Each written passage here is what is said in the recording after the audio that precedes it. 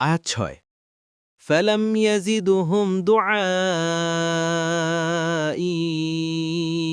ইল্লা ফিরারা। অনুবাদ: কিন্তু আমার ডাক তাদের পলায়ন প্রবণতায় বৃদ্ধি করেছে। আয়াত ৭ وَإِنِّي كُلَّمَا دَعَوْتُهُمْ لِتَغْفِرَ لَهُمْ جَعَلُوا أَصَابِعَهُمْ فِي آذَانِهِمْ وَاسْتَغْشَوْا ثِيَابَهُمْ وَأَصَرُّوا وَاسْتَكْبَرُوا اسْتِكْبَارًا।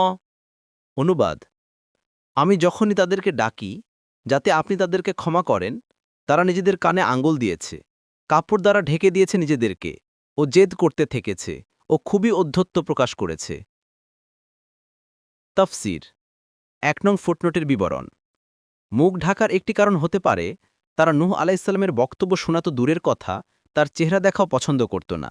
মুয়াস্সার আরেকটি কারণ হতে পারে তারা তার সম্মুখ দিয়ে যাওয়ার সময়ে মুখ ঢেকে চলে যেত, যাতে তিনি তাদের চিনে কথা বলার কোনো সুযোগ আদৌ না পান।